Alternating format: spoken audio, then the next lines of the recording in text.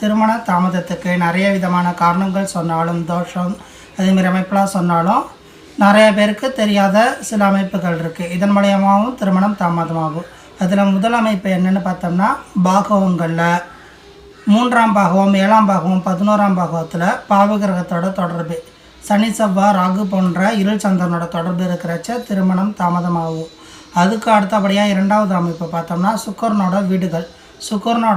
வீடுகளான ரிஷபம் மற்றும் துலாத்தில் சனி செவ்வாய் ராகு போன்ற கிரகங்கள் தொடர்பு கொள்கிறப்ப திருமணம் தாமதமாகும். தொடர்புங்கிறது அந்த பாகவத்தில் சனி செவ்வாய் ராகு போன்ற கிரகங்கள் இருக்கிறது, பார்க்குறது, இது எல்லாமே தொடர்பு தான்.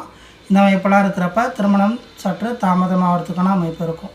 3வது முக்கியமான அமைப்பு என்னென்னு பார்த்தோம்னா, திருமணத்துக்கு காரணமான கிரகம் சுக்கிரனோ அல்லது 7ஆம் அதிபதியோ டிகிரி அளவில் ஒரு பாகவத்தில் 4 டிகிரிக்குள்ளே இருந்தாலும் திருமணம் சற்று தாமதமாகுது. பால அவஸ்தைன்னு சொல்லக்கூடிய அந்த டிகிரி அமைப்பு ஒரு பாகவத்திலேருந்து இன்னொரு பாகவத்தில் நுழையிறப்ப டிகிரி 1, 2, 3, 4 இந்த 4 டிகிரிக்குள்ளே 1, 2, 3 இந்த அமைப்பில் இருந்தாலும் திருமணம் சற்று தாமதமாகிறது பார்க்க முடியுது. சில ஜாதகங்களில் எந்தவித தோஷமும் இல்லாமல் எல்லாமே கரெக்டாக இருந்து திருமணம் தாமதமாகிற அமைப்பு இருக்கும். அந்த அமைப்புலலாம் பார்த்தோம்னா நான் சொல்கிற இந்த விதிகள்லாம் கரெக்டாக இருக்கும்.